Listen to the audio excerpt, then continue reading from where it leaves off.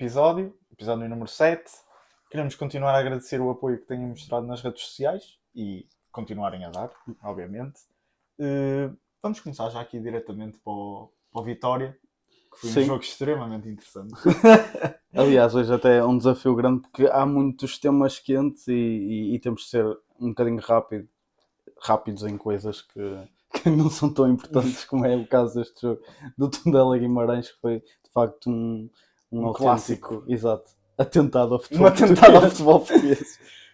Foi as palavras certas. Exato. Não sei se queres começar. Posso começar? Foi um jogo super aborrecido. Não houve lances, nem lances polémicos, nem nada. Sim, não houve nada. Foi um jogo muito disputado. Sim. No meio campo. Exato. Ia perder em bolas. Não sei, foi um jogo muito confuso para mim. Eu perdi tempo da minha vida só a ver esse jogo. É o que eu sinto. Não quero ofender ninguém, mas sim, foi mesmo. Eu, pelo que vi nos comentários das highlights do YouTube, eu acho que o pessoal do Vitória também concorda comigo. É que ganharam sem saber ler nem escrever. Sim, de facto. Um penalti aos 90. O Guimarães este ano está em muito baixo de forma, comparado àquilo que nos tem habituado e até depois da presença tão positiva que teve na Conference o ano passado, com vitórias até ao Betis e tudo mais. Este ano está relativamente fraco. Apesar que eu gosto do treinador, acho que é preciso dar tempo ao treinador, é um treinador jovem. Contudo, acho que lhe falta ali muitos elementos chaves. Sim, e com aquelas saídas do Tomás Andel. Jogadores muito importantes do Guimarães que acabaram por sair e o Guimarães tem sentido esse desfalque no plantel esta época. Não tem opções. Sim, não tem opções. Tens ali um Telmo Arcanjo que é um bom jogador, o Nelson Oliveira já começa a se sentir um bocado a idade dele também. Ele quando veio nem veio para titular. Exatamente. Por isso é que é um bocado estranho eles agora terem que apostar mais nele, que eu acho que ele era um bocado como o Luke de Jong é para o Porto. Sim, era um bocadinho mais isso, era a experiência. A experiência, exatamente. Se calhar trazer essa experiência e essa voz de comando no balneário, mas o Guimarães tem um plantel curto este ano e pronto, acaba por trazer 3 pontos para casa, mas sinceramente, como esse adepto disse, ganhar sem saber ler e escrever com um penalti já nos descontos. Era penalti. Sim, era penalti. Era penalti, isso certo. E aliás, o VAR foi ver, desta vez foi ver e acertou. Mas que não vai ser, não vai ser uma coisa muito comum nesta jornada, mas pronto, acho que está tudo eu também não tenho mais nada a acrescentar, acho que foi um jogo. Não consegui muito bem analisar muito o Guimarães porque foi um jogo mesmo mesmo muito aborrecido, em que ambas as partes não conseguiam ditar o seu futebol, exato, e o ritmo de jogo. Parecia mesmo um jogo distrital aquilo, era bola para a frente, caíam os jogadores, coisas muito, muito fracas para o nível que o Guimarães está habituado a demonstrar no nosso campeonato. Seguindo para o Porto, posso começar eu? Sim. Dois jogos com vertentes diferentes, um jogo para a Liga Europa, outro jogo para o campeonato. Eu acho que, começando pelo jogo contra o Utrecht, nota-se que o objetivo a principal meta que o Porto quer este ano é o campeonato, é ser campeão da Liga Portuguesa.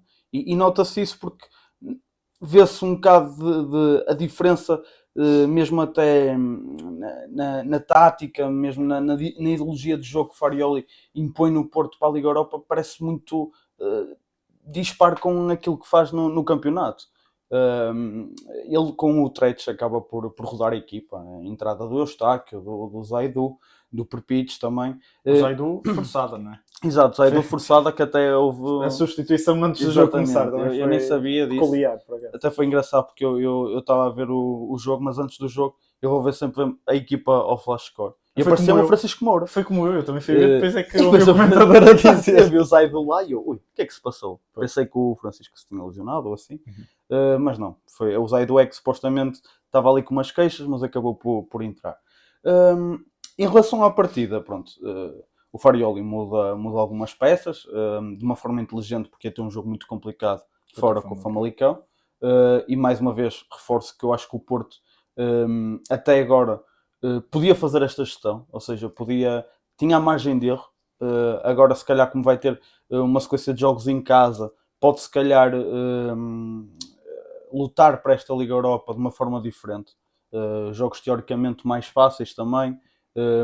Este jogo não é que fosse de um nível elevadíssimo. É uma equipa que tenta defender Exatamente. bastante e tem jogadores experientes, mesmo no ataque, o Haller, que Sim. até só entrou quase no fim do jogo, mas mesmo assim tem jogadores experientes e tem um meio campo forte.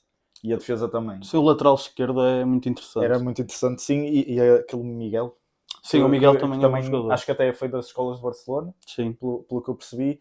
Também fez um bom jogo e marcou. Mas foi ele que marcou o gol. Foi ele que marcou, foi num lance de bola parada, mas é ele que marca.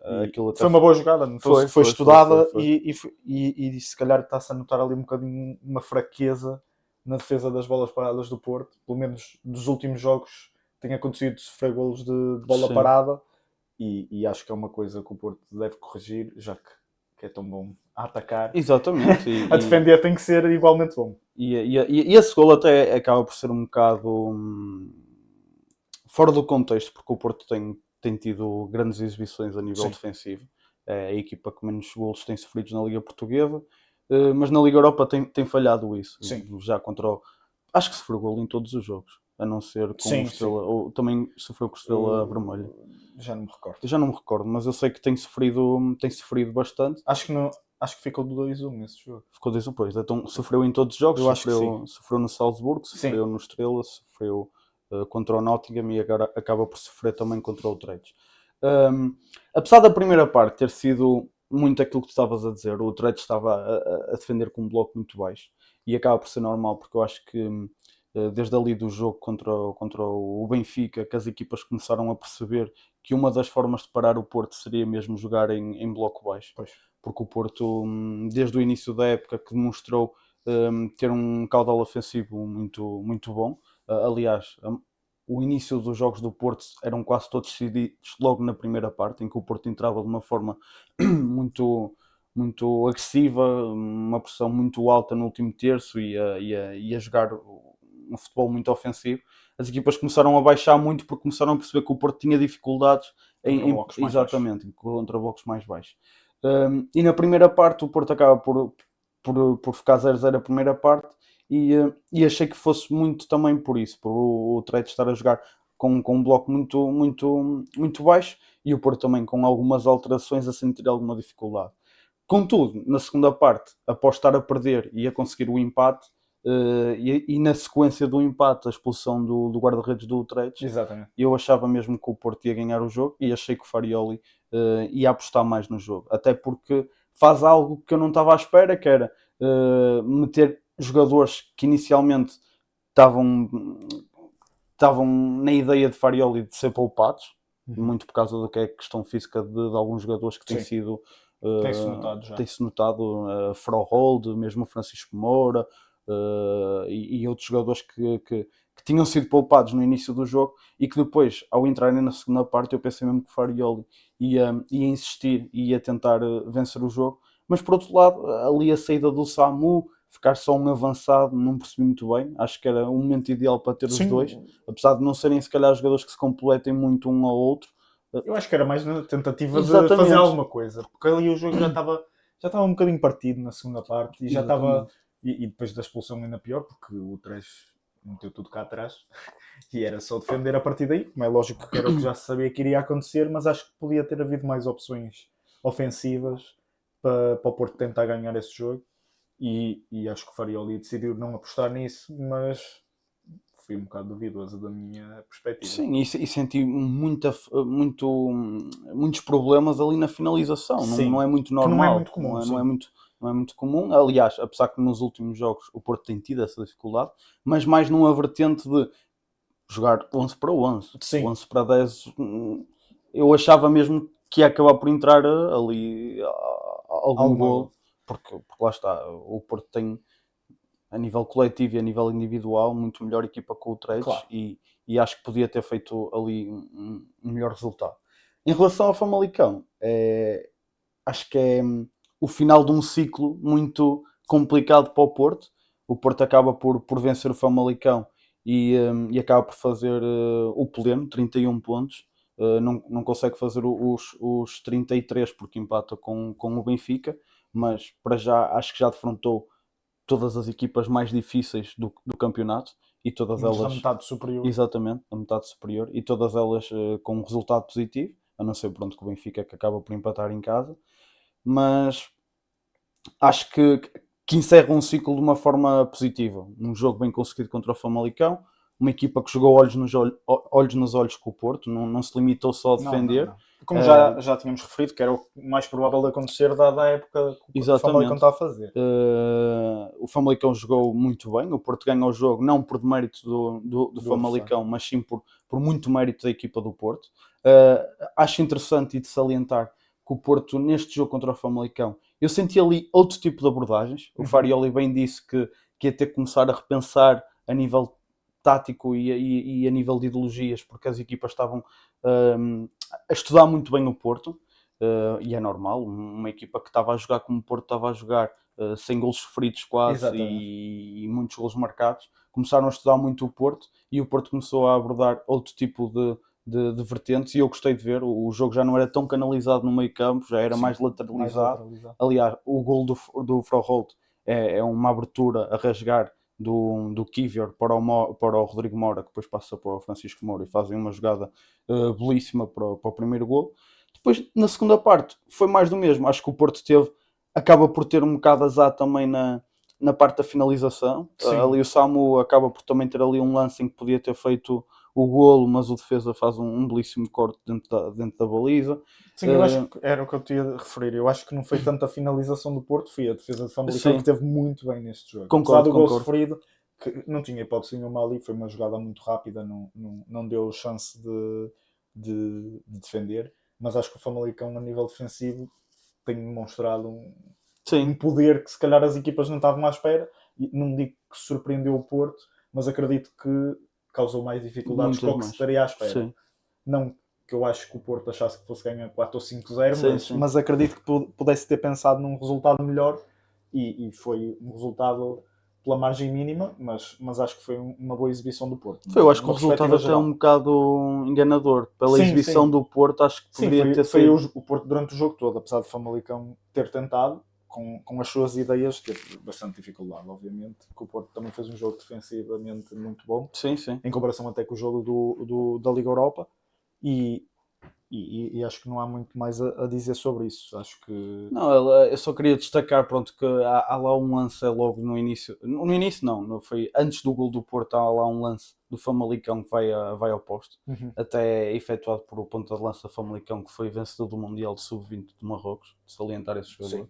Eu não sei dizer o nome dele. Eu tenho aqui o nome, até posso dizer. eu já não tenho um nome esquisito, mas ele é muito bom jogador. E... Ora bem...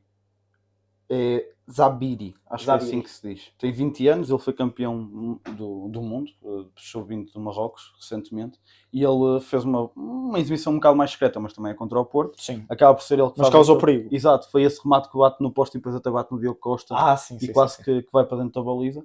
E eu fiquei a pensar, o Porto se calhar agora vai se ressentir, porque o Famalicão está a atacar e estava no momento do jogo um bocado superior ao Porto, mas não, foi pelo contrário. Acho que fez acordar ainda mais o jogo do Porto e logo a seguir marca. Mas pronto, acho que basicamente é isso. Acho que o Porto faz uma boa exibição. O resultado se calhar não condiz com a exibição, mas foi uma vitória.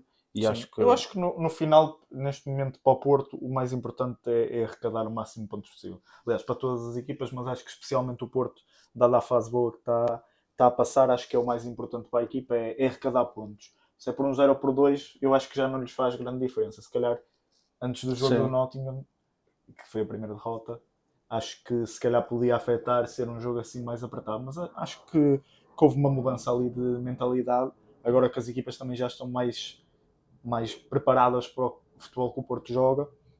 Acho que a vitória é justa e foi um bom desafio para o Porto num jogo fora, e tiveram muito bem. Mas achas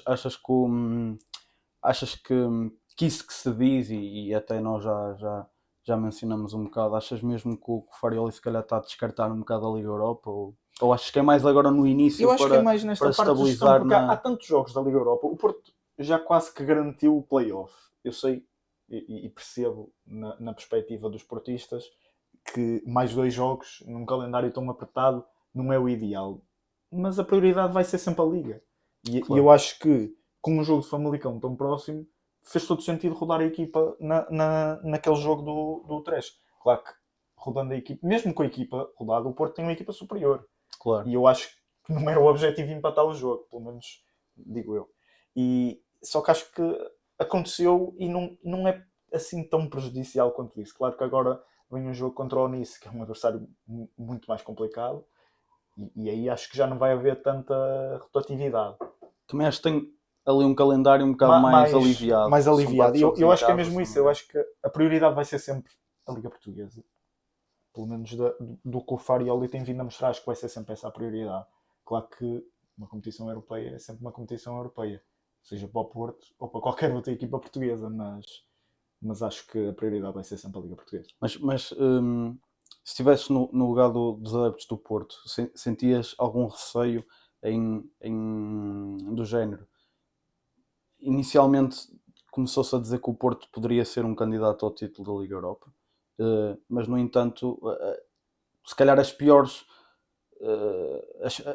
exibições do Porto, exato, têm sido para a mesma competição. Achas que poderemos ter um Porto mais fraco na Liga Europa e se calhar vai-se notando que não é assim tão candidato como se achava, ou achas mesmo que lá está, que é mais a gestão? Eu acho que tem mesmo só a ver com gestão, porque assim, indo ao play-off, ou seja, já é uma fase a eliminar, eu acho que a partir do momento que passa a ser uma fase a eliminar, acredito mesmo que o Farioli não vá mais com meias medidas. Eu acho que a partir do momento que passa a fase a eliminar vai ser para ganhar os jogos todos e tentar ganhar a competição. Continuo a acreditar que o Porto é um dos favoritos a ganhar.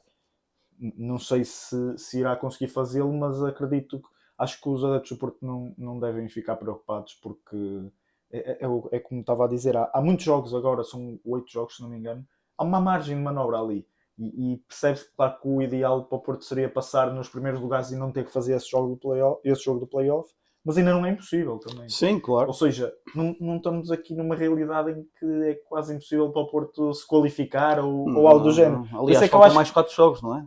Ou seja, 4 jogos, exatamente. Ou seja, falta metade dos exato, pontos. são 12 pontos. 12 pontos. O Porto tem 7, possivelmente pode perfeitamente passar nos 8 primeiros. Eu acho que não. Se calhar agora até nesta fase destes últimos jogos até se vai notar um Porto diferente, porque acredito que, apesar da prioridade ser a Liga Europa, sendo algo mais atingível numa perspectiva em comparação com o Benfica e com o Sporting, com a Champions League, que é muito mais competitiva, acho que o Porto vai acabar por apostar por aí também, e também dado o campeonato agora estar mais estabilizado, eu acho que o Porto vai conseguir passar, e acho que os adeptos do Porto não têm que se preocupar com isso.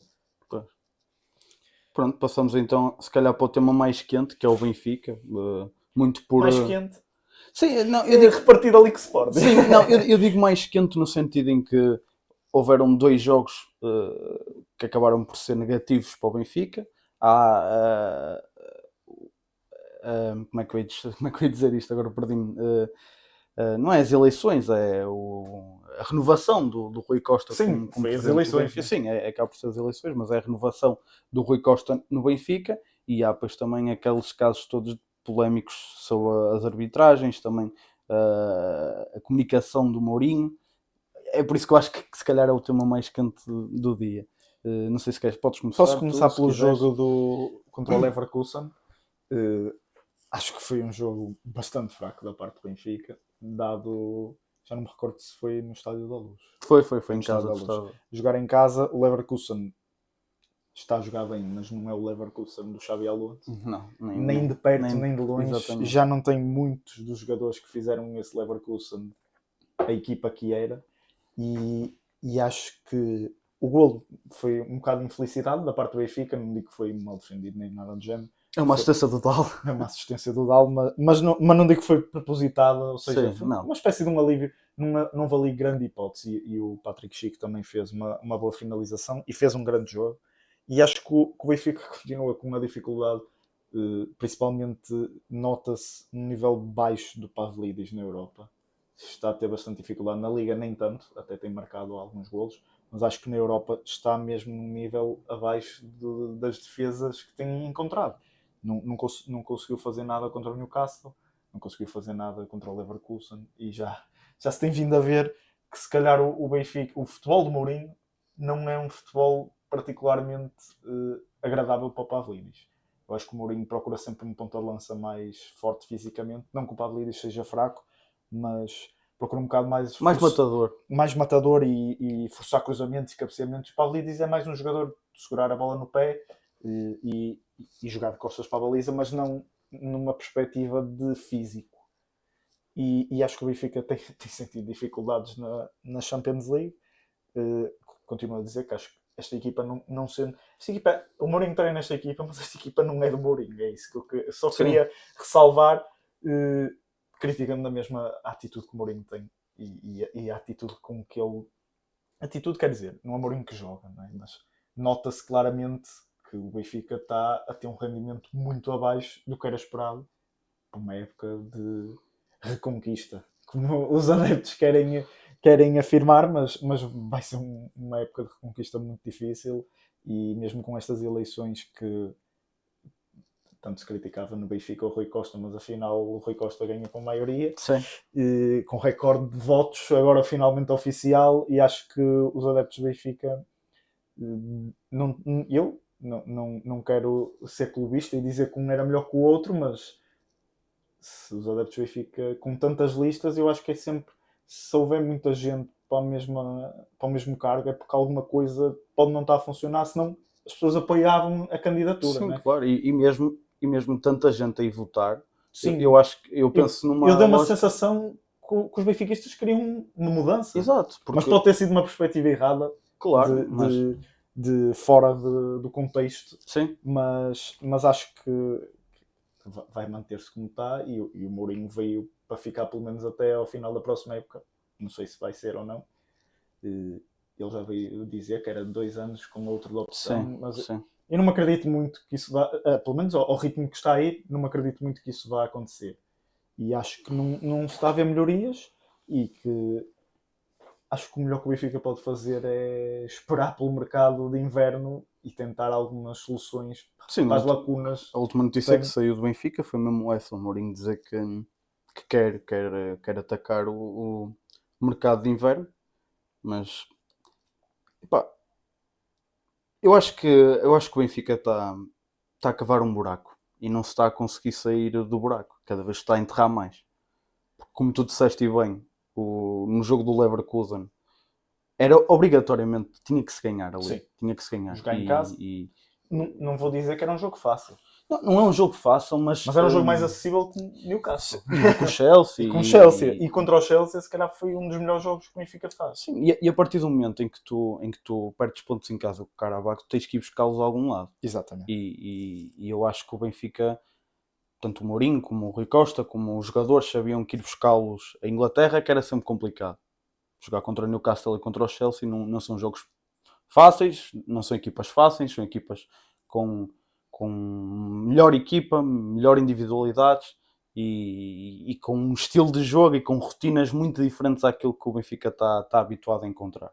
E eu acho que Porto, exatamente, com Nottingham. Com Nottingham, nota-se a diferença de uma equipa da Premier League com uma equipa da Liga Portuguesa. E este jogo era fundamental ganhar. O Leverkusen não é a equipa de Xabi Alonso, é uma equipa bastante remodelada. Eu acho inferior. Eu acho que é inferior porque é assim. Eu acho que o Benfica não teve um jogo feliz, mas mesmo assim conseguiu ser superior ao Leverkusen. Exatamente. Apesar de não ter o resultado que quis, mesmo estando a passar por dificuldades em vários fatores, em vários aspectos neste caso, o Benfica acabou por ser superior porque tinha mais bola, tinha mais ataques. A partir do gol do Leverkusen, o Leverkusen defendeu o resto do jogo. Exatamente. Agora, também defendeu bem. Agora, continuo a achar que o Benfica tem problemas de motivação, tem problemas de balneário, tem problemas de ligação entre os jogadores. O Benfica continua com aquele jogo muito marrento, muito lento. Focado na defesa. Exatamente. Acho mesmo que o Mourinho não era o treinador ideal para o Benfica na fase em que encontra o Benfica. E mesmo, eu também concordo. Eu acho que, como já tínhamos dito aqui, o Mourinho já passou por alguns clubes nesta decadência, entre aspas, da função que é de ser treinador. Não é mentira nenhuma. O Mourinho está num período de decadência, porque todos os clubes que passou eram clubes que não estavam a lutar por campeonatos, e ele disse mesmo que a vontade dele de ir para o Benfica era para poder conseguir lutar por campeonatos, sendo que, na minha ótica, no Fenerbahçe era para lutar por um campeonato. Sim, mas o que acaba por acontecer no Fenerbahçe é aquilo que se está a ver no Benfica também, que é um estilo de jogo antiquado, um estilo de jogo que não é moderno, um estilo de jogo muito mais defensivo do que ofensivo. E se formos a ver bem, o único jogo que o Benfica consegue ter bom a nível de anímico, a nível motivacional, é contra o Porto. E o que é que o Benfica fez contra o Porto? Defendeu. Porque assim, os outros jogos que ganhou o Gil Vicente, mas com sorte. Já perdeu N de pontos em casa contra equipas abaixo da tabela. Nem sequer são equipas que estão numa boa fase. Exato, numa boa fase ou numa posição acima da tabela. E neste jogo contra o Leverkusen, continua-se a ver, como eu estava a dizer, este jogo lento, um jogo que é muito...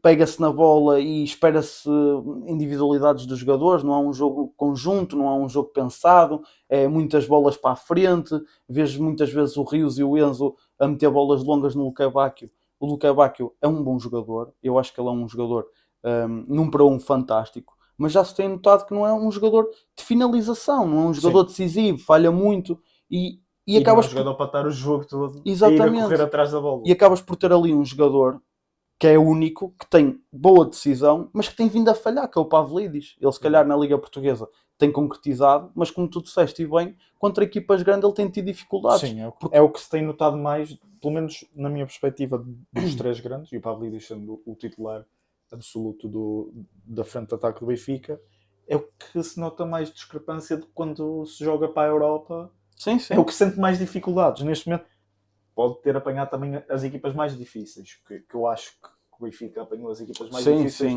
dos três. Para já, sim. E acho que, mesmo assim, não é desculpa.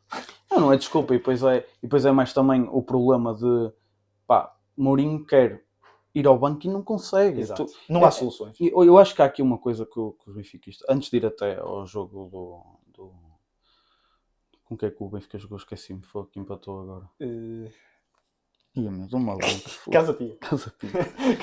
Também fiquei agora confuso. Não, eu até fico confuso porque os benfiquistas estão naquela de não sabemos se a culpa é deste, se é daquele, não sei o quê, não sei o que mais, não sabemos se é do Lage, se é do Mourinho, se é dos jogadores.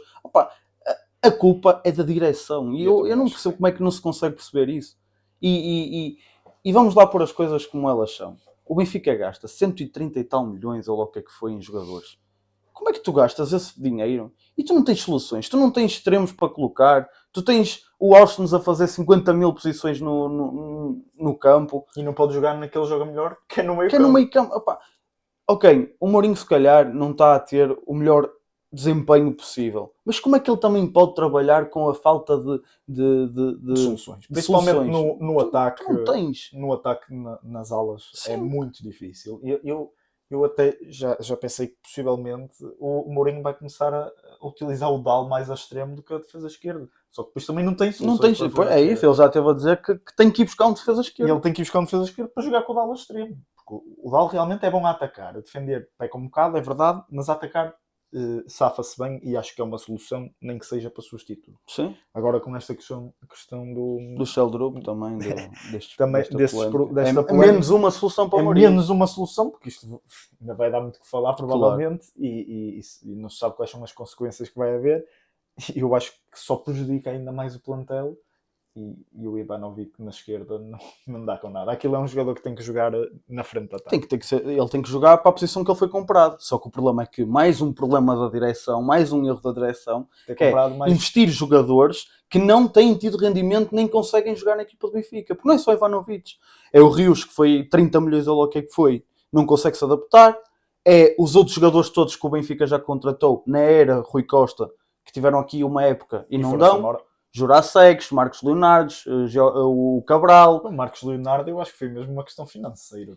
É a direção. A direção é que optou pela saída dele. Porque... Desde que o Rui Costa está no Benfica, diz-me 5 jogadores que estão lá desde que ele está lá. Tens poucos, tens o Austin e o Otamendi.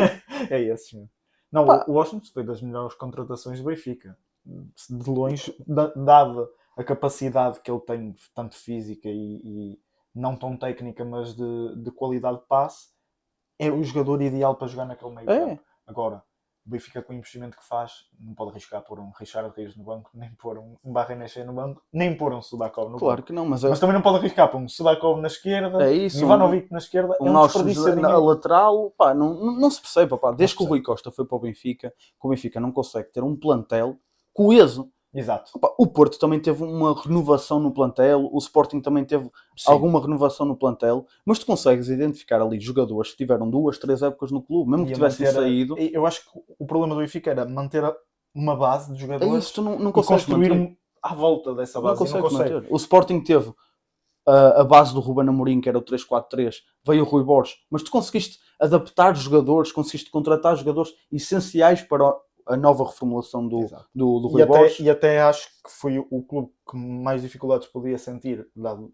a capacidade finalizadora do Gyökeres, que ia ser muito difícil substituí-lo, e vemos um Sporting com 2 pontas de lança, claro, não ao nível ainda do Gyökeres, mas que possivelmente podem chegar lá. Claro, e depois vês um Benfica que desde 2021 que o Rui Costa foi para lá, não sabe se há de jogar em 4-3-3, não sabe se há de jogar em 4-4-2, não sabe se há de meter este na extremo ou a lateral, pá, não faz sentido. Eu acho que o Benfica precisa de se reforçar urgentemente. E depois, aquilo que mais me irrita, e é aquilo que eu queria dizer agora, que é, no jogo contra o Casa Pia, o Benfica empata o jogo, opa, e deixem-se de porcarias. Não é por causa do penalti. O penalti não é para ser assinalado, devido à lei da UEFA e da FIFA e não sei o que mais e das quantas. Aquilo não é para ser penalti. Mas não é por causa do penalti que o Benfica empata o jogo. O Benfica empata o jogo porque não está a jogar nada, bola. Exato. E irrita-me o Mourinho ir para as conferências de empresa, dizer que a culpa é do árbitro, a culpa é nossa, a culpa é do árbitro, mas depois não fala da culpa dele, fala só dos jogadores, que eu acho isso repugnante. Sim, eu também não concordo nada quando os treinadores, até já tinha referido isso, acho exatamente. Que no episódio, quando se faz isso, acho que é uma falta de respeito, porque estás a falar com a comunicação social, amanhã está em todo lado. Os jogadores têm redes sociais e podem comprar jornais e têm vida social, e acho que dificulta muito na construção de uma equipa que está com falta de confiança, claramente. Uma equipa que se nota, os jogadores não têm confiança, mesmo avançados, defesas... E ouvir essas coisas, como é que eles vão identificar? Eu acho que ficam pior. E tu tens exemplos. O Porto, ano passado, o que é que aconteceu quando Vítor Bruno começou nas conferências de empresa a dizer caso do PP, caso de vários jogadores que não estavam a ter o rendimento que o Porto, que para vestir a camisola do Porto tinham que ter. O plantel foi abaixo completamente. E tu, para meteres o plantel para cima, foi uma renovação total porque aqueles jogadores já não serviam. Exato. Já não estavam com a cabeça aqui. E é isso que vai acontecer com o Benfica. Olha, para aquilo que eu te digo, o Benfica, o Mourinho está a ir por caminhos apertados. Primeiro a falar dessa forma como falou dos jogadores, que eles sabem, e toda a gente sabe, que a culpa é deles porque só estão a jogar. Mas tu não podes dizer isso assim. O Farioli e o Martim Fernandes já enterrou o Porto para aí 3 ou 4 vezes esta época. Ele não vem dizer que o Martim Fernandes que a culpa é dele. Sim, nem que a equipa é... Nunca se deve individualizar os erros dos jogadores porque só prejudica a moral dos jogadores. E se for jogadores que têm um impacto no plantel, que nós não sabemos o que é que se passa dentro do balneário, há sempre líderes de balneário. Se for jogadores que são capazes de prejudicar, eles fazem, por assim dizer, a cama, o Mourinho. Sim. Como já aconteceu em outros clubes. Em outros clubes, claro que sim. O Mourinho fez o que fez com o Pogba.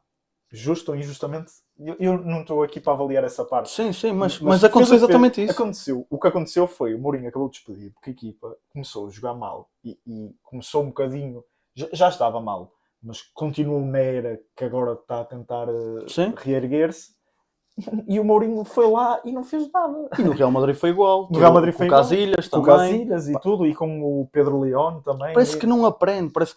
E eu acho que ele quer muito ser direto e sincero e depois esquece do poder que tem ao ser treinador do Benfica, do poder na comunicação social que ele tem.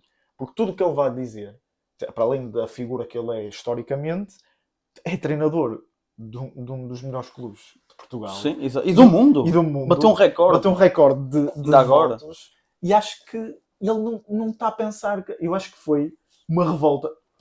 Independentemente da opinião dele sobre o penalti ou não há justificação. Eu sou sempre a favor, independentemente dos erros, das arbitragens, equipas como o Porto, Sporting e Benfica não têm desculpa para falar das arbitragens. Claro que não, porque são sempre os mais beneficiados do campeonato. São sempre os mais beneficiados na mesma. E não há a capacidade se não for marcado um penalti, tem que se marcar mais 5 golos, não importa. Exatamente. Tem que haver soluções. Está a jogar contra o Casa Pia, que é uma equipa que está bastante abaixo do nível do O Rios com o salário paga os salários todos aos jogadores de Casa Pia. Exatamente, é isso que eu acho que os clubes não conseguem perceber isso e focam-se muito na vitimização. É isso, e a falta de humildade. E a falta de humildade de ser um clube grande em Portugal tem que ganhar o jogo, nem que seja roubado o jogo todo. Tem que haver solução. Claro. O Porto, quando passou por épocas em que foi mais prejudicado, havia sempre aquele lema do... Até foi aquela confusão do Brahim e há umas épocas atrás. Aquilo havia uma vontade do Porto de ser superior ao que pudesse estar a acontecer, independentemente ou não de ser verdade, o que estava a acontecer. Tem que haver uma superioridade. E é verdade esportiva. Por exemplo, o Sporting. Eu lembro perfeitamente, o Ruben Amorim, houve um jogo em que o Paulinho marcou um golo que estava em fora de jogo e o VAR meteu mal as linhas. Ruben Amorim foi o primeiro a dizer, nós fomos beneficiados. Exatamente. E o Mourinho tem que ter a humildade que no jogo contra o Guimarães o Jacob não é expulso. No jogo contra o Porto há penalti para o Denis Gol e o árbitro não assinala. E agora vai-me queixar-se de arbitragem porque empata um jogo com um penalti que supostamente não é para ser, mas pode induzir em erro. Opa, eu não consigo entender muito bem. E ainda por cima um penalti que é falhado e o Tomás Araújo é que mete a bola lá dentro. Sim. E mesmo assim estavam a ganhar 2-1. Que não tem capacidade para aguentar um 2-1 contra o Casa Pia. Então valha-me Deus, pá. Mourinho, esquece que não vai ser campeão. Exatamente. Se em casa, com o estádio cheio, depois do presidente ter sido renovado, o público... dia de festa. Exatamente, num dia de festa. Tu não consegues segurar um 2-1 e culpas a arbitragem. Opá, peço desculpa, mas não estás a fazer nada aí. Eu também acho que há ali mais problemas com o que parece... com o que eles querem admitir. Exatamente. E acho que... Eu acho que a única solução do Benfica neste momento é concentrar-se no mercado de inverno e a tentar arranjar soluções para as coisas que eles não conseguem neste momento. E tem que haver uma adaptação de Mourinho. Mourinho tem que acordar e perceber o que ele faz às equipas não está a beneficiar, pelo menos nesta liga, o futebol defensivo não vai beneficiar o Benfica. Porque temos muitas equipas neste momento a apostarem no ataque, como o Famalicão, até o Santa Clara, que causou dificuldades aos grandes. São equipas que estão a procurar debater-se de igual para igual, mesmo o Braga, apesar de o Gil Vicente, o Moreirense. Está a haver demasiadas equipas. E o pior que podia acontecer era o Benfica não conseguir bons resultados contra essas equipas e ficar abaixo delas na classificação. E eu acho que o Mourinho está-se a arriscar a uma coisa desse género acontecer e ser o descalabro do Benfica. O Gil Vicente, se não empata contra o Aves, passa ao Benfica. Exatamente. Ou iguala-se ao Benfica. Portanto, e eu acho que está-se a entrar num... E depois dizer que os jogadores... ele não disse que a culpa era dos jogadores, mas quase que disse isso. Como é que a culpa pode ser dos jogadores se há ali jogadores que nem sequer estão a jogar nas posições deles? Eu acho que é difícil, não é? Se meteres o Cristiano Ronaldo a defesa central, ele pode ser o melhor jogador de sempre. Ele não vai conseguir fazer o que faz a avançar. E depois é dinâmica. Tu, por exemplo, tu vês o... Está sempre a mudar. Está sempre a mudar, principalmente o Washington, eu acho. O Washington tanto joga a defesa direito como joga a extremo esquerdo. É raro jogar, mas a médio centro. Não há ali uma estabilidade. Não há dinâmica. Não há dinâmica. Ele tanto está a fazer uma ala inteira como tem que segurar o meio campo, como tem que cobrir a defesa central. Como um dia jogas com o Sheldrup, depois jogas com o Prestiani e depois voltas a meter o Washington à esquerda. Eu acho que tem que haver uma base ali, ao exemplo do que se criou no Sporting e no Porto. Uma base de jogadores e mudar algumas peças dessa base, mas mantendo o equilíbrio da equipa. Eu não vejo equilíbrio na equipa do Benfica. E como disse do Sporting há uns tempos, eu não vejo o Benfica a lutar para ganhar nada neste momento porque não tem capacidade para tal. Não tem. E por exemplo, já vamos lá ao Sporting, mas por exemplo, o Sporting teve um jogo complicadíssimo nos Açores. O Porto já teve jogos complicadíssimos, por exemplo, nomeadamente contra o Moreirense e mesmo contra o Famalicão, mas digo mais contra o Moreirense, porque esteve empatado e depois ia perder e depois acaba por ganhar o jogo, que foi exatamente aquilo que aconteceu ao Sporting. E tu vês uma garra nos jogadores que tu não vês no Benfica. Tu vês os jogadores do Sporting marcam golos, é uma união a festejar. Tu vês os jogadores do Sporting a sacrificar-se, tu vês os jogadores do Porto a sacrificarem-se, tu vês os jogadores do Porto a lutar pelas vitórias, vês os jogadores do Sporting a lutar pelas vitórias. E vês o Richard Rios a passo. Tu vês o Benfica. E ele não querendo escolher um alvo, mas é verdade. Tu vês o Benfica e chega ali aos 80 minutos, parece que o jogo acabou. Se tu fores a ver o Benfica, onde perde mais pontos, é no final dos jogos. Não consegue ter estabilidade, não consegue segurar a bola. Sim, Perdem a bola no meio campo, sofrem contra-ataques contra equipas que nem sequer têm um caudal ofensivo por aí além. O Casa Pia não ganha a ninguém quase. Por amor de Deus. E acho que também, só ressalvar, eu não gosto muito de individualizar nem criticar, porque os jogadores são profissionais, são todos melhores que o que eu poderia fazer. Claro que sim. Mas a minha opinião sobre o Turbine é que ele cada vez está mais em baixo de forma e cada vez comete erros mais infantis, em vez de estar a amadurecer. Muitos guarda-redes que o Benfica tem essa história de Oblak, Ederson, e Júlio César, muitos guarda-redes passaram muito bons pelo Benfica. Passaram por bons momentos no Benfica. Sim, mas o Turbine tem tido cada vez tem sido pior e é mau com os pés. Bolas baixas, tem uma dificuldade ridícula. Não sei, eu acho que está a haver ali um problema qualquer. E a segundo gol nem foi bola baixa, foi bola alta. Sim, mas está a ter dificuldade no geral. E eu acho que o Benfica, até quando contrata o Turbine, e ele até entra numa boa forma, e agora eu não sei se tem a ver também com o plantel no geral, né? Está tudo em baixo de forma, eu acho. Eu acho que o único que escapa mais assim à dita má forma é mesmo o Luquevaquio, mas sem ter grandes estatísticas para comprová-lo. A nível de decisão A nível de decisão ele peca muito, mas eu acho que é o melhor jogador do Benfica atualmente, é o que está a jogar melhor futebol dentro do Benfica, tirando o Austin, obviamente, que para mim é o melhor jogador do Benfica. Tiras o Austin ao Benfica e eu até tenho medo do que é que vai acontecer. Exatamente. Não, só para finalizar, porque isto por causa das arbitragens, e assim depois até damos a ligação ao Sporting. Epá, eu acho ridículo, e é um bocado até me esqueci de dizer no Porto, por causa do lance que aconteceu no Sporting. Opa, o Porto estar a fazer parece o Benfica, ou o Porto agora também, nas redes sociais a porem o lance do Sporting. E o Porto, qual é o sentido disso? E o Porto critiquei o Benfica. Um comunicado a criticar o que os clubes faziam nas redes sociais e depois faz isto, eu não consigo entender. Eu acho que é um bocadinho infantil. Mas é o Vilas Boas que pede, é o gajo das redes sociais que faz aquilo sem pedir. Opa, eu não percebo qual é que é a coerência de tu fazes um comunicado e depois vais-me para o Twitter fazer aquelas porcarices. Pá, que jeito é que aquilo tem? Eu acho que não tem grande lógica e acho que se devia evitar. E não é só o Porto, é o Porto. São todos. Eu critiquei o Benfica de ter posto aqueles lances todos do Sporting. E agora, o Porto faz isso. Depois é o Mourinho a criticar a arbitragem. Opa, mas isto de caminho vira uma novela e não se vê futebol. Vê-se os programas da CMTV, ali da Bola de Ouro e não sei o que mais. A discutir quem é que rouba mais e quem é que... Porque depois tens aquelas... Como é que se diz? Agora esqueci-me do nome, mas eles agora, os presidentes, agora parece que estão ali numa batalha de galos. Sim. Que é, eu fiz isto porque o outro também fez, eu fiz isto porque o outro fez pior. Mas isto é... Eu acho que cada um devia Vamos voltar aqui ao tempo do Pinta Costa e do Vieira Pinto e não sei como é, do Filipe Luís Filipe Vieira. Por amor de Deus. Eu acho que tem que haver um bocadinho de mais consciência, tanto de quem toma as decisões a nível de comunicação do clube para fora. Até porque, por exemplo, o Farioli, fizeram-lhe a pergunta e ele não respondeu. É isso. Simples. É não dar aso. Se realmente os clubes prezam por uma arbitragem justa, todos os clubes, principalmente os três grandes, que são os que têm mais impacto, se prezam por uma arbitragem justa, parem de falar da arbitragem. É isso. Reclamem onde têm que reclamar.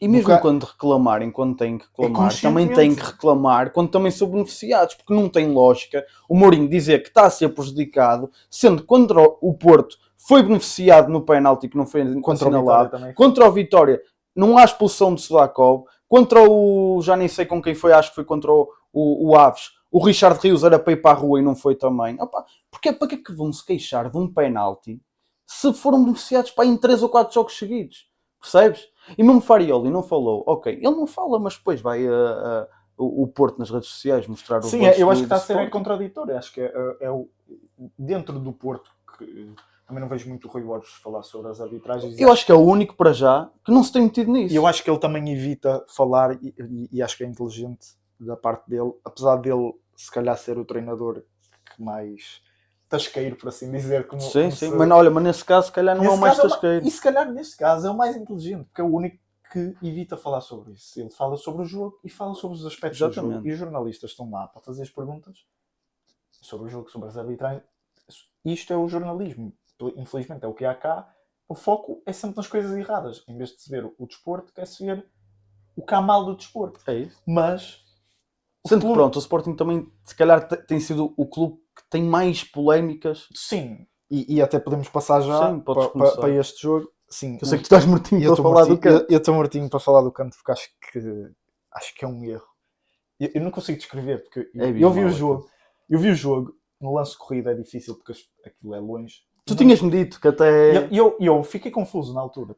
Eu estava a ver o jogo, vi uma reclamação depois do gol do Sporting, do segundo gol. Eu até começo já por falar do jogo no geral. Aliás, eu nem sabia, tu é que me disseste, eu estava a ver o jogo, mas eu nem reparei, mas tu é que me disseste que depois o jogador do Santa Clara é expulso por reclamar. Exato, mas eu até digo que o Sporting fez um jogo muito bom.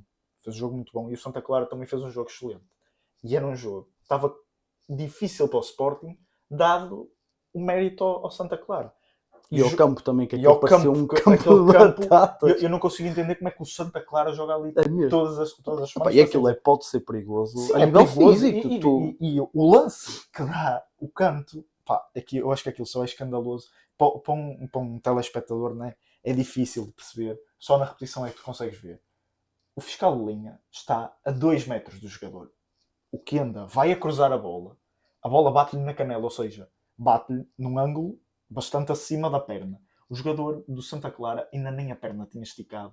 E é considerado canto. Dá gol. Eu não estou a dizer que isso deu a vitória ao Sporting, porque o Sporting também teve lá um remate na primeira parte que não foi canto. Sim. Podia ter sido gol. Mas hipoteticamente acaba por dar a vitória, não é? Sim, dá a vitória, mas o que eu quero dizer é dá a vitória e prejudica um jogo que foi bonito e foi um jogo bom das duas equipas, apesar do campo ser dos piores que eu já vi. Eu acho que aquele é o pior campo cá. Para te salientar só, porque eu acho que depois vais acabar por concluir isso, porque não há mais nada para dizer do Sporting, mas eu quero só salientar que exibição do Maxi Araújo, mais uma vez, ele dá o corpo às balas, ele foi expulso num lance literalmente fulcral, ele tinha que ser expulso. E às vezes eu acho que a Liga Portuguesa precisa mesmo destes jogadores, porque há jogadores que às vezes nessa situação não dão. Já aconteceu até, eu acho que já aconteceu aos 3 grandes, já lances em que era preciso uma falta deste género e os jogadores têm medo de ser expulsos. E o Maxi Araújo é um dos melhores jogadores da Liga Portuguesa atualmente e é um jogador que dá o corpo às balas. E ali não havia, foi um erro da defesa e ele teve que fazer aquilo. Evitou um golo, possivelmente, não tirando mérito ao Rui Silva e ao jogo que ele fez. Teve muito bem em Turim também. E teve muito bem em Turim, se calhar foi dos melhores jogos que eu já vi do Rui Silva. E acho que foi essencial aquele corte, porque evitou uma possível jogada de perigo, criou um livre perigoso que podia ter sido penalti, porque foi mesmo no limite ali o critério. Eu não acho que seja penalti. Expulsão acho que sim, mas penalti não considero que seja. Foi na linha, mas nota-se que foi em cima da linha. Fez um corte excelente. E o jogo fica marcado por uma situação que eu acho que até acaba por ser injusto, tanto para o Sporting como para o Santa Clara, um jogo tão bem disputado das duas equipas, acontecer aquele erro que ficou manchada a vitória do Sporting neste jogo. E acho que é injusto, tanto para o Sporting como para o Santa Clara, mais para o Santa Clara, obviamente, claro. Foi o que perdeu, mas é uma estupidez descomunal. Já vi nas redes sociais dizerem mas ele estava de costas. Não há justificação. Aquilo são árbitros supostamente profissionais. Claro. Árbitros da Primeira Liga. Aquilo não é o primeiro jogo daquele árbitro. Sim. Aquele árbitro faz milhares de jogos. É impossível. Um erro tão estúpido como aquele. E o erro da primeira parte de não ser canto é claríssimo também. O guarda-redes toca na bola e desvia a bola da baliza. E lá está, para abafar não também, faz sentido. para abafar um bocado estas polémicas e estas novelas que se têm feito, também convém que os árbitros sejam rigorosos. É isso que eu digo.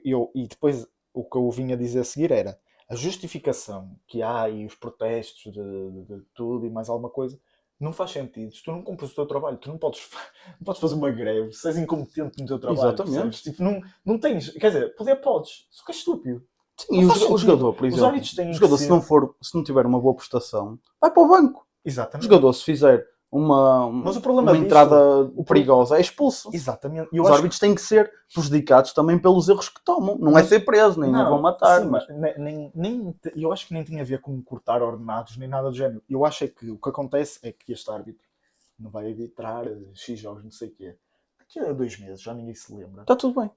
Já vai para um Porto Benfica. Um Porto Benfica, um Sporting Benfica, um Porto Sporting, vai arbitrar um jogo desses. E claramente demonstrou que é um árbitro que ainda não tem qualidade suficiente para arbitrar um jogo destes. Claro. O que é que se nota, que foi o que também já comentei, isto nota-se porque é que quando vais ao Mundial não há árbitros portugueses. Exatamente. Tu disseste isso no último episódio. Exatamente. Por isso é que vais ao Mundial, vês 50 árbitros ingleses, vês árbitros de nacionalidades que tu nunca vês jogos dessas ligas. Sim. Até Arábia Saudita, por exemplo. Vês árbitros de Marrocos, tu nunca viste a Liga Marroquina, provavelmente, eu também não vi. E não é uma liga que muita gente fala sequer. Ou seja, onde é que esses árbitros podem ser melhores que os árbitros da Liga Portuguesa? Eu acho que os árbitros pecam pelas decisões que tomam e por serem pouco conscientes no impacto que isso pode ter nas equipas. Porque estamos a falar de um lance que é aos 93. Sim. Que prejudicou o jogo para o Santa Clara. Injustamente. Eu não estou a dizer que o Santa Clara merecia o empate, apesar do grande jogo que fez, porque o Sporting teve muito mais ataques e também não foi também mérito que, como no caso do jogo do Famalicão, que o Porto o Famalicão defendeu muito bem, o Santa Clara também defendeu muito bem e atacou muito bem. E só teve esse lance em que não defendeu tão bem, dá o golo, depois dá uma expulsão para o jogador de Santa Clara, que também concordo, não devia ter reclamado, porque já não ia fazer nada. Mas percebe-se um bocado também eu percebo a revolta, porque se eu fosse jogador de futebol, porque o VAR nem sequer consegue mexer neste caso. O VAR não consegue verificar isso. Quer dizer, conseguir consegue, só que pronto, não está na lei. Não está na lei. Eles podem, sim, mas não está na lei, claro. Mas não vai fazer. Eu acho que se calhar era uma coisa que talvez pudesse ser implementada, porque assim, se deres um pontapé de canto, um lance, não é pontapé de canto e foi o golo, estás a alterar o ritmo do jogo, estás a alterar o resultado. O problema é que também meteres VAR nisso e acaba por não precisava estar sempre a ir ao VAR. Porque, sim, mas só por exemplo, em casos destes, exato. Em casos destes, porque isto não é uma coisa que acontece assim com tanta frequência. Que não. Aliás, mas neste jogo do Sporting foi erros, tanto para o Sporting como para o Santa Clara. Foi para as duas equipas ridículo. Mesmo até a nível foi um jogo de faltas que não eram faltas, isso. De cartões amarelos que não eram cartões amarelos. Aliás, eu comentei isto com um colega e eu acho sinceramente que tem havido este ruído todo por causa do lance do Sporting. E como é óbvio que o Sporting acaba por sair beneficiado porque consegue ganhar o jogo a partir de um lance em que foi mal assinalado pelo árbitro. Mas se nós formos a pensar bem, ok. A culpa disto não é de Sporting. É isso, eu acho que não houve aqui um roubo de igreja. Eu não considero que o Sporting, entre aspas, tenha infringido com... Sim, e não é e eles beneficiaram de uma questão... Epá, eu já joguei à bola, também já aconteceu coisas deste género. E eu não ia dizer, não, desculpe, ser árbitro, não é canto. Claro que ele não vai dizer isso, está empatado aos 93. Não, e não é só isso. Eu acho aproveitar disso. Eu acho, não é culpa dele. Eu acho que o Sporting não é beneficiado, até porque de parte a parte houve erros. Sim, e houve erros também contra o Sporting. Exatamente. E ainda por cima, e na primeira parte, que também é sem ser este, que pronto, deu diretamente influência a um golo, na primeira parte, que eu já não me recordo quem é que remata, o guarda-redes desvia a bola da baliza. Ou seja, como é que o árbitro... É que tem, e ainda agora, no futebol atual, que há 50 mil árbitros à volta do campo, temos uma equipa de árbitros que é quase uma equipa de futebol. E depois não há um que veja bem. Porque assim, um fiscal de linha que está a 2 metros do que anda, ele até podia estar de pernas para o ar. Pá, é impossível ele não ter visto que a bola bate no chão. O campo também não está. E eu continuo a dizer, os campos deviam ter melhores condições para se jogar. Claro. Se o Santa Clara está na posição que está, que até está bastante acima da tabela, mais competições europeias, não sei se a UEFA os deixa jogar com aquela miséria de campo. Mas, e eu acho, e para não falar que eu acho que o juiz de linha podia perfeitamente, se ele não estava a ver bem, pá, eles têm um auricular. Exatamente. Como é que é? Isto é canto, não é? Exatamente. Estou a fazer o VAR consegue ver o jogo na mesma. Ele não vai tomar a decisão. Mas pode... Um lance destes, ele nem precisava dizer, opa, vai ao VAR, não, porque não pode, mas dizia, opa, eu acredito que o árbitro principal não consiga ver, porque tem alguns jogadores à frente. Mas o VAR, e a bola é longe. O VAR pode perfeitamente dizer, olha, que isso não é canto. Altera. Tem que conseguir ver aquilo. Sim. É que a bola vai numa direção que o jogador de Santa Clara ainda não tinha chegado lá. Sim, eu vi o jogo, como tu dizes, o espectador às vezes pode não ter... Sim, porque eu só reparei no fim do jogo. Na repetição, tu nota-se perfeitamente que o lateral ainda nem sequer esticou a bola já está quase a sair do campo. E ele, quando estica a perna, já a bola estava... Exatamente. O movimento que faz também é involuntário, porque ele ia cruzar a bola. E a bola bate no chão e ele, pronto, bateu com a canela na bola. É o que eu digo. Os jogadores vão sempre defender o seu clube. Claro. Não é culpa do Sporting isto. É beneficiado por uma infelicidade da qualidade dos árbitros que a Liga Portuguesa tem. Tal como o Porto já foi beneficiado, tal como o Benfica já foi beneficiado, e todos são. E são os que são mais. E acho que o problema aqui é a qualidade dos árbitros da Liga Portuguesa. E eu, na minha perspectiva, devia haver um maior investimento na formação dos árbitros. Eu não tenho a certeza se eles sequer são profissionais ainda, porque eu acho que a maior parte dos árbitros não é de profissão na árbitro. Eu não tenho a certeza do que estou a dizer, mas pelo menos até há uns anos isto não era. Eu acho que deve haver. É uma posição... Eles até são considerados os juízes, não é? Os juízes do campo. Os juízes do tribunal são bem pagos para não serem... Claro, sim. serem pagos para Exatamente. Por isso, eu não digo que tenham que estar na mesma posição, mas tem que haver um investimento maior na profissionalização dos árbitros e, se queres ser árbitro da Liga Portuguesa, porque para mim o que acontecia é, isto é um erro colossal e não foi só um, foram vários durante o jogo, movido para a segunda liga. Claro. Continuas sempre para baixo e depois tens que subir, porque é assim que eles sobem, não é? Eles não aparecem na primeira liga. Exato. É como uma sobem, equipa de futebol. Exato. Está a jogar mal, 10. Perde jogos, 10. Tem que subir. Eu não sou a favor de não fica sem receber ou é banido. Não tem que ser. Ele tem que aprender. É a profissão dele e... As pessoas cometem erros. Claro. Os jogadores marcam autogolos, os jogadores jogam mal. Os treinadores treinam mal a equipa, fazem más decisões. Eu acho que tem que haver consequências que tenham mais impacto e não prejudiquem o bom funcionamento. Ou então também internacionalizar um bocado os árbitros. Porquê que não vamos buscar jogadores lá fora? Pá, vamos buscar árbitros também lá fora. Eu não sou totalmente a favor disso, só porque, pronto, acho que também... Se não houver outro remédio, se não aprenderem... Mas eu acho que se aprendia, se houvesse... Eles supostamente têm as classificações. O árbitro do jogo do Porto Benfica, que teve um jogo terrível, tanto para uma equipa como para a outra, teve uma classificação positiva. Dos piores jogos que eu já vi a nível de... Quem é que os avalia, não é? Eu acho que não deve ser o público a avaliar, porque o público... Se eu for do Sporting, vou dizer, olha, muito bom jogo. Tem que haver critérios e tem que ser uma pessoa... O problema é que há aqui um problema muito grave que é, tu tens os supostos árbitros que já não estão em atividade, mas depois estão em programas da televisão. Exatamente. Que têm um clube e tendem a ser favoráveis a esse clube. Depois tens os árbitros que supostamente dão essas classificações que também têm um clube. Exato. Ou seja, isto acaba por ser sempre um bocado complicado. Tem que ser uma pessoa neutra, ou pelo menos que saiba ser neutra. Exatamente. Porque assim, os jornalistas também não dão a opinião deles. Os jornalistas dão informação. Ou seja, se tens jornalistas desportivos que fazem notícias de todos os clubes sem ser tendenciosos. E atenção, ele está a dizer jornalistas, não está a dizer comentadores. Não é comentadores, não. Estou a dizer os jornalistas, os que fazem as perguntas, principalmente claro. as conferências de imprensa, são jornalistas de informação desportiva. Claro. Ou seja, eles informam sobre o desporto. Claro. Se há jornalistas... Com certeza que eles têm clubes de futebol. É difícil. A maior parte deles deve ser porque gosta de fazer o que faz e do desporto em si. Claro que vai ter um clube de futebol, mas tenta ser consciente e neutro. Exatamente. Como aqui também tentamos evitar ser clubistas, acho que um árbitro também consegue evitar ser clubista. Eu acho que não é complicado. E eles ganham e nós não ganhamos. Estamos aqui a entreter as pessoas. Eu não vou estar aqui a dizer se sou do Benfica, sou do Porto, sou do Sporting, sou do Braga, sou do Leixões. Até que não tem importância nenhuma. Eu estou aqui para falar sobre o que acontece. E eles estão lá para fazer as funções deles, que é arbitrar um jogo de futebol, e não conseguem ser imparciais. Não sei se há ilícitos, se há dinheiro envolvido, se há seja o que for. E já, com certeza que já houve. E eu sei de histórias sei de histórias que já ouvi de colegas meus que jogaram à bola em distritais. E já há esse... E existe, e isto é uma coisa que quase que é natural. É quase como as cartas de condução que se paga para passar. Claro, toda a gente diz isso.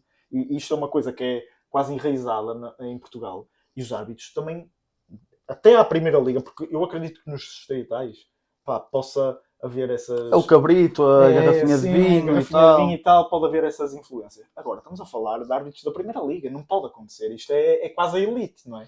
Isto tens que chegar lá... Exatamente. E depois é mesmo os critérios que tu dizes. Por exemplo, eu lembro que falei aqui há um episódio que o mesmo VAR que não vê o lance, por exemplo, do SAMU contra o Nacional, que é completamente abarroado para o chão, não assinala penalti, é o mesmo VAR que depois vai arbitrar o jogo do Porto-Benfica. Como é que é possível? Um VAR que tem uma nota negativa vai arbitrar um jogo de tamanha dimensão. Não se consegue entender. É isso que eu acho que... Não se consegue entender. Acho que o que deve acontecer tem que haver penalizações mais importantes para os árbitros, não a nível financeiro, mas que acredito que eles queiram todos chegar a um Mundial ou um Europeu. Claro. Tem que haver, olha, tens feito, tipo, em 10 jogos que fizeste 7 jogos maus, vais ser movido para a segunda liga. Claro. Queres tornar outra vez árbitro da primeira liga, tens que fazer boas arbitragens, tens que Exato. ser imparcial. Tens de fazer 10 bons agora. Tens de fazer 10 bons agora. Ou 7 pelo menos. Claro que eu já disse, toda a gente comete erros. Pá, já houve árbitros a pedirem desculpas por erros que cometeram. É totalmente normal, até porque não são máquinas. Claro. Agora, erros absurdos e depois mais que um, pá, se tu continuas a cometer o mesmo erro todas as jornadas e ser tão... Mas queres que eu te seja muito sincero? Eu continuo a achar a mesma coisa, que é, enquanto não houver verdade desportiva, enquanto não houver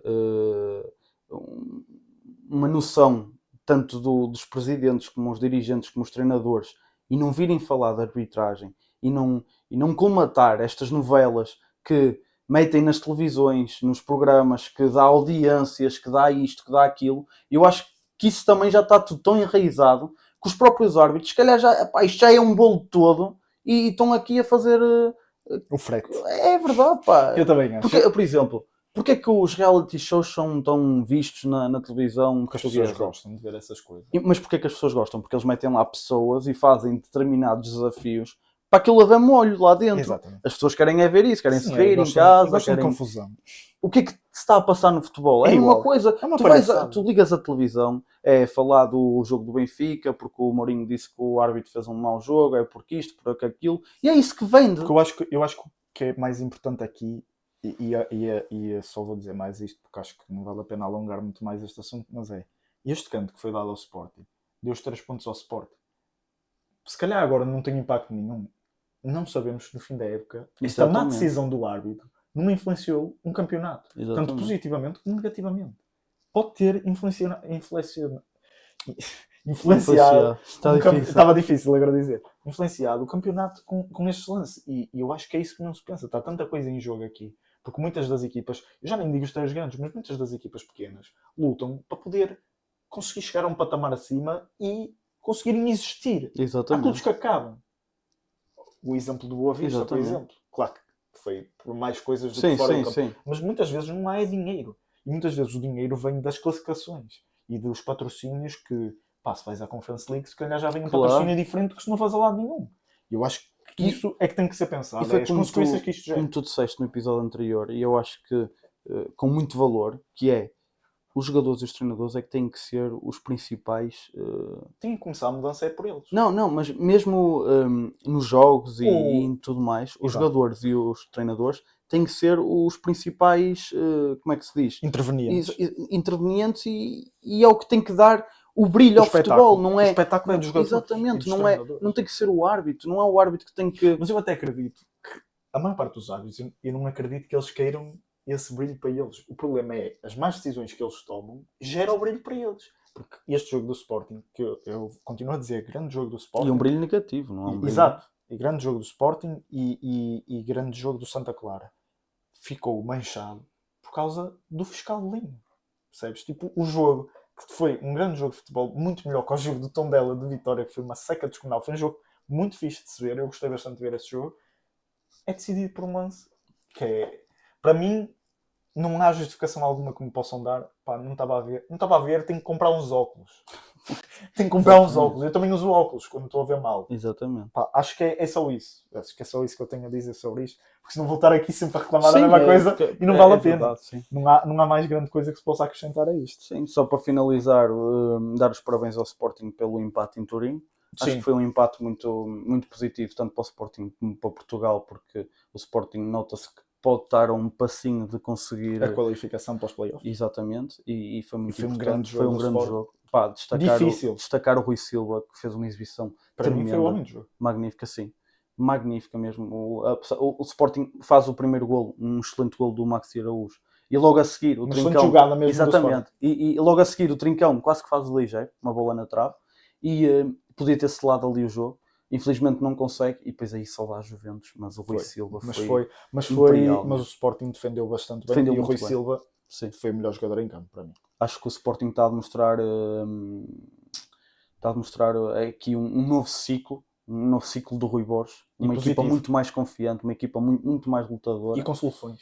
Exatamente, com soluções. É que não joga o Soares, joga o Ioane. E eles Exatamente. jogam os dois bem. E sinceramente acho que o Sporting tem mesmo uma possibilidade de conseguir ir a uma próxima fase da Liga dos Pelo Campeões. menos o playoff, O playoff. acredito, e depois vai tudo depender do sorteio, porque é sempre sorte. Exatamente. Depois, se calhar, com o Real Madrid é muito mais difícil. Claro. Não é impossível, Sim, mas mas é é muito mais difícil. E mesmo no campeonato também tenho visto uma melhoria significativa do Eu também. Sporting. Aliás, nós fomos críticos e levamos leite, quase que nos batiam. Quase que nos batiam. Mas a verdade é certa. Mas O é Sporting o que eu estou a mudou dizer. muito a Eu sua postura. eu falo bem quando tenho que falar bem, falo mal quando tenho que falar mal. O Exatamente. Sporting está a jogar um futebol muito bom neste momento. E nota-se uma melhoria desde significativa. Desde a altura desse isso, os sportinguistas acompanharem e verem o que nós dizemos constantemente está a mudar Exatamente. por causa do que está a acontecer. Exatamente. Está a haver melhoria. Eu acho que fomos nós que falamos. Fomos E o nós. Rui Borges, Eu pá, também acho. Não preciso de me agradecer, depois deixei o meu MBA. Exatamente. Mas pronto. Mas pronto, olha, eu também queria só dizer que nós vamos, pá, se calhar meter um story a perguntar a vossa opinião, se querem para a semana um videozinho com uns jogos, uns desafios, visto que não há campeonato, e não Exato. vale a pena estar a fazer um vídeo só a falar dos Da jogos da qualificação seleção. da seleção. Exatamente, tem que ser obrigatoriamente, por favor, Roberto Martínez, não inventes. Aliás, já inventaste na convocatória, mas pronto, não tens o Nuno Mendes, mas tens outros laterais esquerdos que podes convocar, não precisas jogar com defesas direitos lá, mas pronto. Nem sequer vou falar disso, que é para não... Exatamente.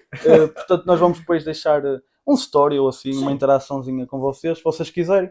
Nós reunimos, fazemos aí um episódio diferente, com jogos, essas coisas. Também mais curto. Exatamente. Se não quiserem, pronto, deixamos para daqui a 2 semanas e vemo-nos com uma nova jornada, ou até acho que é a Taça Portugal. Acho Não que é a Taça sei. Portugal, sim. Pois, pronto, nós fazemos aí um vídeo engraçado. Se não quiserem, depois damos continuidade às equipas grandes. Pronto. Vemo-nos numa próxima. Exatamente. Fiquem Tchau. bem.